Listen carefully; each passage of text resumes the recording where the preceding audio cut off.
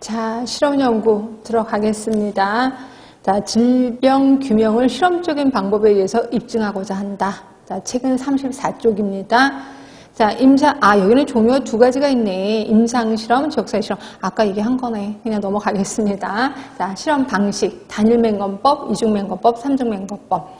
자, 단일맹건법은 실험자나 피실험자가, 두 번째 줄부터 읽는 게 낫겠다. 실험 대상자가 자신이 실험군에 속하는지, 피실험군에 속하는지를 모르게 한 상태에서 실험을 하는 방법.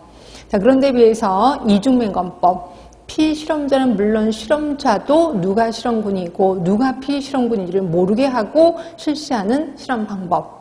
자, 삼중맹건법입니다. 삼중맹건법은 제3자인 판정자, 통계자 역시 이러한 정보를 모르게끔 하는 실험 방법 말씀드렸고, 그럼 이런 맹건법의 목적, 이 맹건법은 시험 문제 은근히 많이 나옵니다. 맹건법의 목적은 주관적인 요소가 강한 평가 항목의 영향을 통제하기 위해서, 그러니까 머리가 맑아지는 느낌 하면 이게 주관적인 요소가 강한 거잖아요. 그렇지? 그리고 연구자와 연구 대상자에 의한 편견을 줄이기 위해서, 그리고 정보 바이어스를 줄이기 위해서. 정보 바이어스는 또 뭔데요?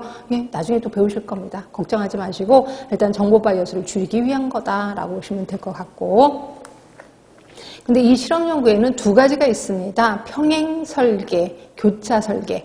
평행 설계는 처음부터 연구 대상자가 치료군이면 끝까지 치료군, 그리고 비교군이면 끝까지 비교군. 결국 실험군이 있고 대조군이 있다면 이 사람은 계속 실험군이야, 이 사람은 계속 대조군이야.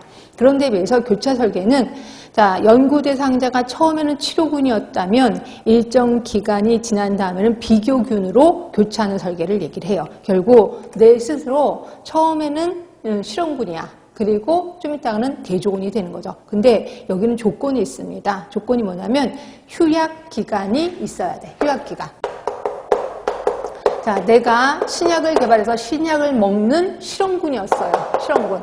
자, 그리고 나면 이제 대조군으로 갈 건데, 대조군으로 가기 전에 바로 간 게 아니라 휴약기간, 약을 끊는 기간이 있어야 되는 거죠. 왜? 그다음부터 비타민C, 미약을 먹을 거거든요. 결국 처음에 먹었던 치매약, 신약하고, 그 다음에 위약을 먹는 과정에서, 비타민C인 위약을 먹는 과정에서 그 약을 끊는 기간, 휴약기간을 좀 둬야 된다. 왜냐면 이거 서로 둘 간에 또 상호작용을 일으킬 수 있잖아요. 그래서 여러분들은 휴약기간을 둬야 되는 게 교차 설계구나라고 머릿속에 좀 기억을 해주시면 좋습니다. 그렇게 있을 겁니다. 자, 거기 보시면 각 연구 대상 환자가 자신의 비교군 역할을 하도록 만든 설계인데, 이렇게 휴약기간을 가져야 되는 이유는 먼저 시행한 치료약에 의해서 그 약에 잔류효과가 있을 거 아니에요. 그리고 위함이고, 잔류효과를 막기 위함이고, 또한 두 번째 약물과의 상호작용을 막기 위함이다.